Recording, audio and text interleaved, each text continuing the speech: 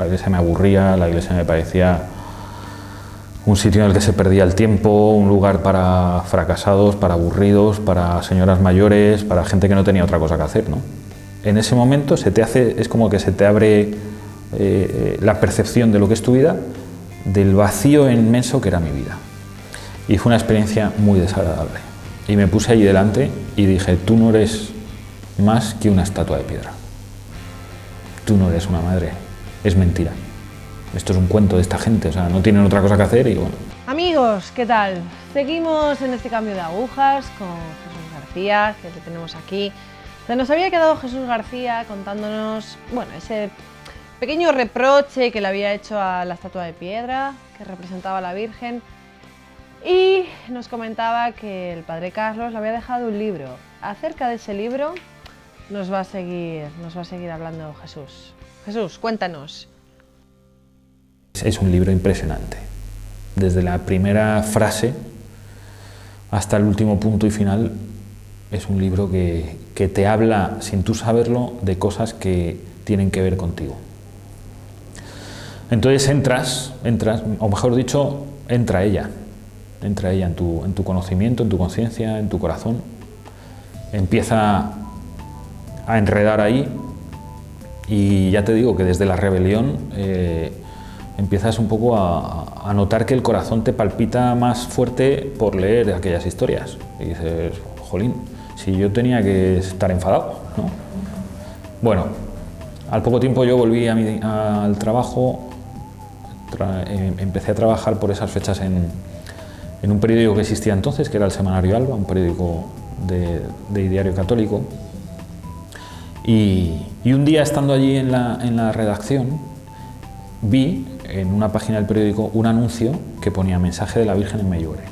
Y entonces me acordé, o sea, fue como un pellizco, fue como que te diesen un pellizco al corazón, inmediatamente del libro que había leído en casa del padre Carlos, ¿no? Anda, Medjugorje, esto es lo que me contó el padre Carlos, que yo aparqué un poco, me leí el libro y me gustó, pero bueno, lo dejé ahí un poco aparcado. Entonces hice otra oración, una oración espontánea también en ese momento, a esa imagen de la Virgen en papel de periódico, que fue: si es verdad lo que cuentan de ti y tú tienes algo para mí allí, llévame. Pero me tienes que llevar tú, porque yo no tengo ni tiempo ni dinero. Y bueno, yo hice esa pequeña oración y en menos de 2 días el director me dijo que me iba a Medjugorje, que había que hacer un reportaje, que alguien tenía que ir allí para ver qué era lo que pasaba. La verdad es que nadie tenía mucha idea de qué era exactamente la historia de Medjugorje. Y bueno, ¿qué año era eso? 2006. Estoy ya en enero de 2006. Y empecé a montar un viaje a Medjugorje. He de reconocer una cosa, ¿no? Y es que ahí es cuando yo empecé a ver un poco luz. Hasta entonces yo había tenido una historia de camino, de encuentro con el Señor, pero muy a oscuras, ¿no? Muy a la luz de la fe, que la luz de la fe a veces es la sin luz, ¿no? Y yo necesitaba un poquito ya de poder tocar, ¿no? De poder meter la mano en el costado.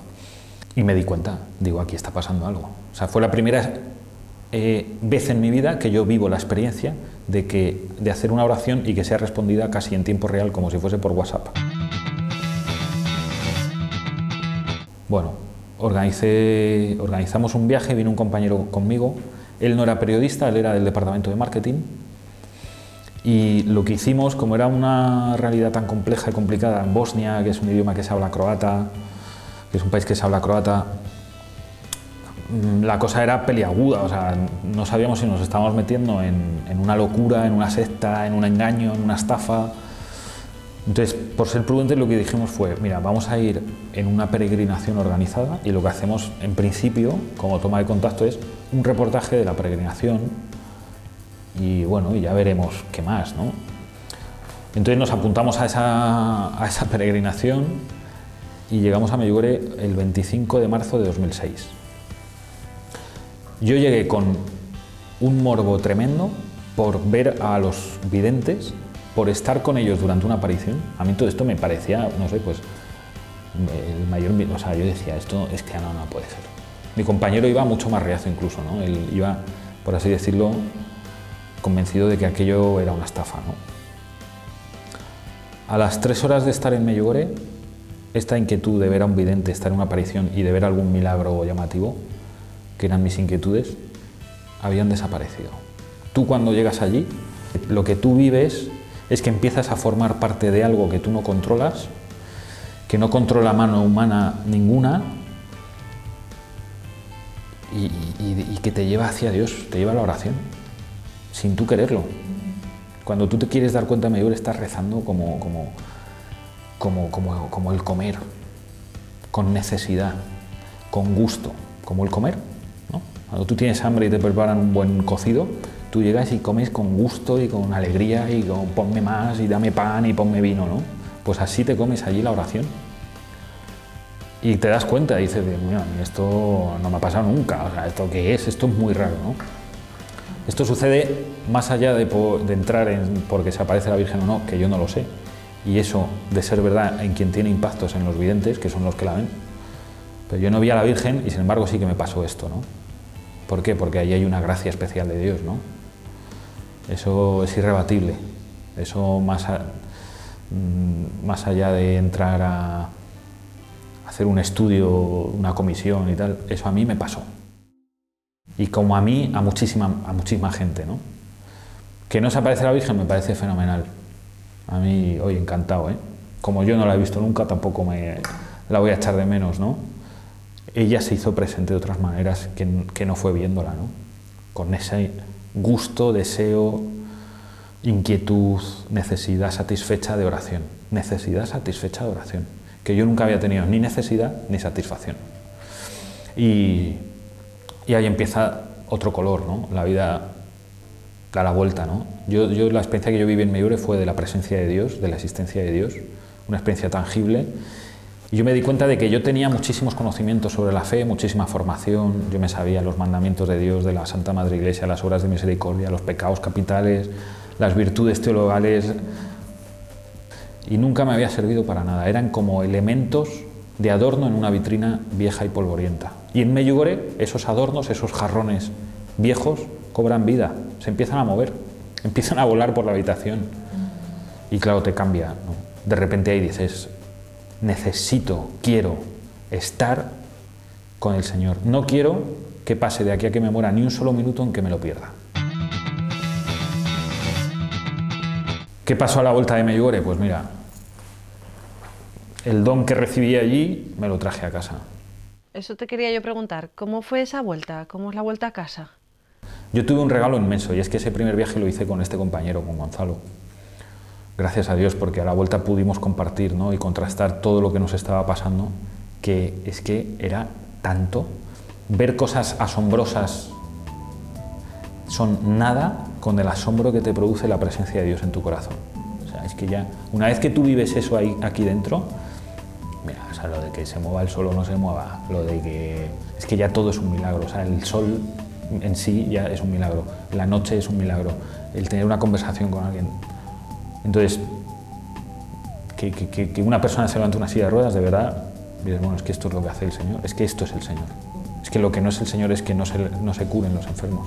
Es que lo que no es el Señor es que no cree alegría en los corazones de las personas. Cuando no hay alegría en un corazón, hay ausencia del Señor. Entonces yo todo eso lo aprendí ahí. De repente fue como que en una semana haces un máster de espiritualidad cristiana que no habías sido capaz de hacer en toda tu vida, ¿no? Y entonces a la vuelta yo me di cuenta de eso, ¿no? Para empezar, empiezas a ir a misa todos los días. Que eso al primero al que le sorprende es a uno mismo. Entonces recuerdo imprimir un mapa de la zona de mi oficina y marcar con un fluorescente todas las iglesias que había más o menos en 1 kilómetro a la redonda, ¿no? Y marqué como 6 o 7. Y ahí se fue un momento de decir, Medjugorje no es un lugar físico, ni siquiera es Medjugorje el concepto de lo que ha pasado en mi vida. Lo que yo he vivido en Medjugorje lo puedo vivir aquí, porque lo que yo he vivido es Eucaristía. Y Eucaristía tengo aquí. Entonces al final es arreglar tu horario más o menos para poder ir a pasar esos ratos con el Señor, que era lo que más quieres en ese momento. Es como cuando te enamoras, pues quieres ir a pasar un rato con tu novia, o pues si eres muy aficionado al fútbol quieres que llegue el partido, o en fin, el Señor, el Señor, el Señor. Claro, ahí se presentan una serie de interrogantes ya que empiezan a hacer esto como una gincana, ¿no? Oye, yo soy un tío raro. O sea, yo que soy divorciado, que estoy en un proceso civil de divorcio, que estoy en un proceso de nulidad matrimonial, que a mí me gusta más el fútbol que a un tonto un lápiz, que a mí me gusta beberme mi cerveza con los amigos. ¿Tal? Yo es que no tengo pinta de fraile, ni de monja, ni de cura, ¿no? Ni de nada de esto, ¿no?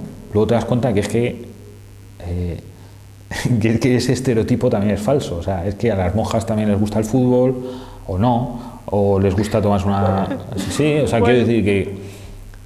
Y entonces te vas dando cuenta de que no eres un bicho raro tal y como tú te lo creías, ¿no? Durante 2 meses, como digo, comunión diaria por necesidad. A todo esto Gonzalo, nosotros llegamos a Madrid el 1 de abril, el 20 de abril es su cumpleaños y a los pocos días nos dice que deja el periódico y se va al seminario. Esto era más leña al fuego, claro, o sea, además a mí me gustó porque dije, mira, esto es una confirmación de que no estamos locos. Es que yo entiendo que es difícil para los que no han estado el retorno del que se ha convertido. Bueno, recuerdo que pasé 2 meses que yo, joder, pues eso, que iba más, rezando cada vez más, tal. Entonces llamé por teléfono a un fraile que había conocido en ese viaje a Medjugorje y le dije, mira, me está pasando esto y además me pasa una cosa y es que no paro de llorar. Y que es una gracia porque es un llanto muy apacible, que limpia, que quita cosas, que te gusta, pero que dices, bueno, que parezco una plañidera, ¿no? Entonces yo al fraile le pregunté, ¿qué me pasa? Y me dijo, tranquilo, esto es muy normal. Yo dije, no. Y me dijo, sí, mucho más de lo que piensas, lo que pasa es que no lo sabes. Y estás viviendo una conversión. Deja que el Señor haga. No te resistas. Que lloras, que rezas, que estás 2 horas delante del Santísimo y te pide el cuerpo estar 3. Estate 3. Que un día te pide menos. Calma, paz, alegría. Déjate llevar por el Señor. Al poco tiempo... Esto es muy divertido. Hay un periodista de información religiosa en España que se llama Alex Rosal. Él tiene mucho recorrido ya, es un periodista. Él fundó, por ejemplo, en su día el periódico Alfa y Omega. Más tarde fundó Fe y Razón y más tarde fundó la editorial Libros Libres. Entonces él conoce Medjugorje y yo empecé a escribir, como había conocido Medjugorje, hicimos un reportaje y me pide que escriba un libro sobre Medjugorje. Claro, entonces yo ahí tuve que hacer un ejercicio de responsabilidad, que era, hago lo que más me apetece de todo, que es escribir este libro, me comprometo o no. Y yo vi que yo no podía. Pero sí que le dije una cosa, yo ya voy conociendo a la Virgen María y si tú tienes en el corazón la inquietud de escribir un libro sobre Medjugorje, vamos a pedirle a ella que te dé quien te lo escriba. Hombre, sí, eso está muy bien, pero mejor si eres tú. No puedo, pero vamos a rezar. Bueno, no habían pasado ni 4 días cuando salió una historia tremendamente estrambótica. De repente, mi jefe dice que una persona de la redacción va a acompañar a una institución benéfica pontificia, ayuda a la Iglesia necesitada, a Bosnia, y que va a ser un compañero. Este compañero era una persona absolutamente reacia al fenómeno de Medjugorje, y su trabajo consistía en entrevistarse con los obispos de Medjugorje. Entonces a mí aquello no me gustaba. Yo decía, este va a venir aquí contando cosas que para lo que yo estoy viviendo en el periódico no van a ser buenas. Entonces lo conté a Gonzalo y entonces dijimos, hay que rezar para que este tío no vea a los obispos de... Y bueno, ese fue el objetivo de nuestra oración durante una semana, más o menos. 4 días antes aparece este muchacho, pobrecito él, con una escayola desde la ingle hasta el tobillo. Yo cuando le vi con la escayola tuve la certeza de que yo me iba a Bosnia. Entonces el martes me llama el jefe al despacho, oye, mira, tenemos un compromiso adquirido con estas personas, es un problema porque claro, es estar 10 días fuera. Yo sabía perfectamente de qué me estaba hablando. ¿Tú crees que tú podrías ir? Y yo, pues lo tengo muy complicado, yo tenía todo perfecto, ¿no? Lo tengo un poco complicado, tengo que mirar mi agenda, cambiar unas cuantas cosas, la verdad es que me pilla muy a... Pero bueno, por hacerte un favor a ti, que eres mi jefe, pues yo voy a Bosnia y acompaño a este viaje y tal y cual. Me hacen una oferta de trabajo y entonces cuando me hacen esa oferta yo pregunto, ¿no? ¿Cuánto me vais a pagar? Y me dicen, pues mira, poco, porque esto es una institución benéfica y de la Iglesia, entonces aquí rico no te vas a hacer. Yo te ofrezco tiempo porque aquí trabajamos de tal manera que vas a tener bastante tiempo libre por las tardes, sobre todo en tu casa. Cuando a mí me dicen la palabra tiempo, se me viene como un tiro a la cabeza el libro al que yo había dicho que no porque no tenía tiempo. Y digo, no puede ser. Bueno, escribí el libro sobre Medjugorje. Ha sido cuanto más he disfrutado yo de toda mi vida haciendo un trabajo ha sido con ese libro. Era como trabajar con la Virgen María, de verdad. La primera sorpresa es que se vende como la pera, lo cual te demuestra varias cosas. Una, efectivamente hay hambre de Dios, pero más del hambre de Dios que tiene el hombre es el hambre que tiene Dios por el hombre. Yeah. ¿Tú crees que tu vocación como periodista también ha sido uno de los puntos de maduración en tu fe, Jesús? Básicamente porque yo no soy licenciado en periodismo, entonces, ¿qué hace un tío como yo haciendo esto? No tengo ni idea. Yo no me lo he buscado, de verdad. ¿Por qué acabé yo de periodista? Tiene mucho que ver con... Yo estudié diseño gráfico, trabajé en varias redacciones de jovencito, yo siempre he vivido con periodistas, la redacción del periódico ha sido mi hábitat profesional, salvo un paréntesis que trabajé en una consultoría, pero ese ha sido mis amigos eran los periodistas, y hay un momento que la historia da una voltereta para que seas tú el que está redactando. ¿Crees que cada libro ha sido uno de los puntos claves de esa maduración? Sí. No, los libros forman parte son pequeños pasos de ese enorme camino que se compone de otros pasos también, ¿no? Pero yo no ha habido ni un solo libro que yo haya escrito porque yo un día me levantase de la cama y dijese, a mí hoy me apetece escribir de que la Virgen se aparece en Bosnia, o a mí hoy me apetece escribir de monjas. No, o sea, de verdad, o sea, yo no soy así. O sea, quiero decir que son cosas son inquietudes que el Señor pone en tu corazón, que es lo que te hace feliz. O sea, lo que te hace feliz es responder a las inquietudes que el Señor pone en tu corazón. Y esos libros han sido... Yo no hay ni un solo libro que yo haya escrito sin haberlo contrastado antes en la oración. Y luego también en acontecimientos, o sea, el libro de ¿Qué hace una chica como tú?, por ejemplo, sobre todo se concretó, esa idea se hizo real en un acontecimiento que es conocer a una monja de 100 y pico años y que era espectacular, ¿no? Con lo que te caes para atrás, lo que te arraiga al corazón y dices, Señor, como un tatuaje en tu piel no me despego, es que ves que pasan cosas asombrosas con lo que tú has hecho. Y eso te caes para atrás, de verdad. Ver que el Señor se sirve de tu trabajo para tocar un corazón y cambiarle la vida como se le da la vuelta a un calcetín. Yeah. Por la experiencia que tú tienes, Jesús, ¿merece la pena hablar de Jesucristo hoy en día? Sí, claro. A mí no me sale de otra cosa. Merece la pena. Bueno, es que yo no entendería mi vida sin esto. Cuando yo me defino a mí mismo como contador de historias, ¿eso qué es? Yo soy consciente, en medio de una enorme gratitud, de que he recibido un don, que es el que sé contar historias. Hay otros que saben hacer números, yo soy negado. Hay otros que juegan muy bien al fútbol, a mí ya me hubiese gustado. Yo no tengo oído para la música, soy negado. No sé, tengo muchísimas más torpezas que habilidades, infinitas más. Pero tengo una que me ha sido regalada, que es contar historias, a través de los libros, a través de la radio, a través de la televisión. Y de todas las historias que una persona puede contar, tú puedes contar 1.000.000 de historias. Solo hay una que trasciende tu propia existencia, que es aquella que puede transformar el corazón de aquellas personas a lo largo de la historia que lean esas historias. Y esa historia es la misma que puede cambiar tu corazón, que es la historia de la encarnación de Dios y de la redención. Entonces, de todas las historias que uno puede contar, a mí me encantaría ser periodista deportivo, por ejemplo. Yo feliz de ir a hacer crónicas al Bernabéu, pero serían alegrías efímeras. El tener la conciencia de que lo que estás haciendo va a tocar, no por ti, sino porque la historia es así.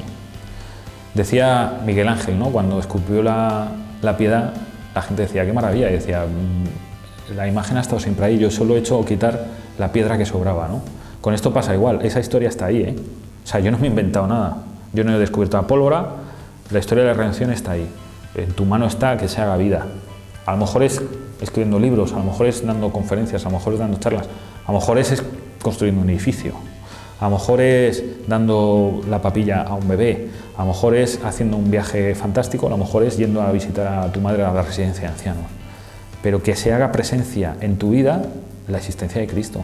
Entonces, tú estás contando esa historia también. A mí la gente me conoce por los libros que han sido un éxito y tal, pero son muchísimos más en mi vida mis fracasos que mis éxitos. Muchísimos más. La gente lo que pasa es que no los conoce, entre otras cosas porque yo ya me ocupo de que no se sepan, ¿no? Entonces lo sabe mi mujer y a lo mejor no todos. Y pues el cura con el que me confieso, pero yo lo digo, por ejemplo, los libros, ha habido mucha gente que se los lee, ¿no? Pero yo soy consciente, es muchísima más la que no se los lee. Muchas veces los escritores perdemos la cabeza con las ventas, ¿no? No, mira, perdona, las no ventas. Ten en cuenta las no ventas. Para mí además es muy bonito, hay una idea que yo tengo, eso es un don también, porque yo eso no lo he aprendido por ahí, a mí me ha sido dado en la oración, ¿no? En la iglesia hay, vamos a ver, es una pecera llena de peces y a los peces de la pecera hay que darles de comer, porque si no se mueren. Siendo también cierto que a mí lo que más me gusta, más que echar de comer a los peces de la pecera, es salir a mar abierto. A mí lo que me va es eso. A mí lo que me gusta es hablarle del Señor al tío que no hay por qué dar por supuesto que le conozca. Que muchas veces damos muchas cosas por supuesto. Es que no hay que dar por supuesto que todo el mundo conoce a Dios, ¿no? O sea... Claro, por supuesto, claro. De hecho, muchas veces te sorprendes y te das cuenta y dices que la presencia del Señor está muy a superficie en personas que a lo mejor todavía no van nunca por la iglesia o como me pasó a mí que dejaron todo aquello de lado, ¿no? Entonces a mí lo que me pone y lo que me gusta es salir a mar abierto. Es un poco la oveja, ¿no? Las 99 ovejas del redil y la que está, pues a mí la que me gusta es la que está fuera. Dándose la circunstancia de que ahora en el redil hay una sola y las otras 99 están fuera. Entonces hay que salir, hay que ir para allá. Ahí, mira, en un mundo lleno de lodo, para evangelizar hay que bajar al lodo y hay que ponerse de barro hasta las orejas. Y el que esté muy cómodo ahí arriba, que no baje, pero por lo menos que no entorpezca, porque muchas veces también pasa, ¿no? Entonces, dejar al Espíritu Santo, dejarle actuar. Hay muchas veces, y a mí me ha pasado también, ¿no? Y me pasa en momentos de torpeza, que como no le entendemos, no le dejamos actuar. Decimos, no, esto no puede ser. Por ejemplo, te voy a contar sobre Medjugorje, ¿no? La típica pregunta del tío, que es que te das cuenta, que yo al principio me las hacía, pero en mi desubicación ahora me doy cuenta, digo, bueno, pues que la Virgen María, ¿cómo se va a aparecer tantas veces? Eso no puede ser. Y dices, pues bueno, ¿cómo que no? Vamos a ver, espera, a ver, el protocolo de apariciones, por favor, díganlo. Será las que Dios quiera. O sea, para empezar,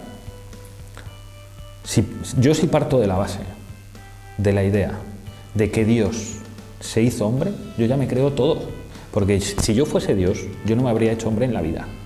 Habría hecho cualquier otra cosa, pero no me habría hecho hombre. O sea, porque ¿para qué? ¿No?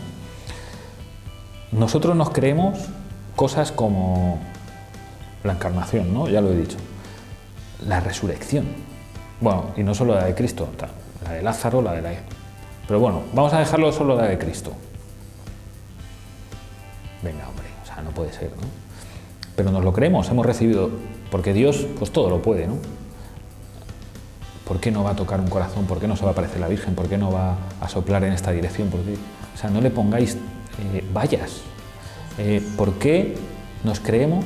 O sea, la transustanciación. O sea, tío, o sea, vamos a ver. O sea, yo tengo amigos que a mí me han dicho, ¿de verdad tú te crees que ahí, o sea, que eso es Cristo? Y yo me he dado cuenta, he pensado, su pregunta tiene más sentido que mi respuesta. Que yo sí que me lo creo y esa es mi respuesta. Pero tiene más sentido su duda que mi certeza. Entonces no demos cosas por supuestas. No demos cosas por supuestas. Lo que nos creemos los cristianos es raro de narices. Y solo se entiende y se acepta y se asume a la luz de la fe. La fe viene por el Espíritu Santo, entonces no le pongamos vallas al Espíritu Santo. Si el Señor quiere que el Espíritu Santo se manifieste a través de la Virgen María, en 25.000 apariciones en un año, habrá 25.000, te pongas como te pongas. Te pongas como te pongas. Y con quien tendrás que discutir no es conmigo, que yo he escrito un libro, o con X. Será con el Señor. Y Él hará lo que le dé la gana. Y déjale hacer. Y además, es más, disfruta. Siéntate, relájate, sin peleas, y disfruta. No te opongas, vas a perder. Por lo menos vas a perder amigos. Y eso es lo mejor que te puede pasar.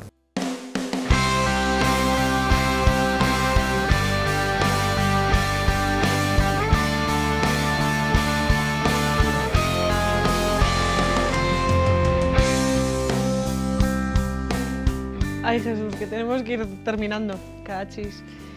Que hemos disfrutado muchísimo. Más he disfrutado yo. Me alegro.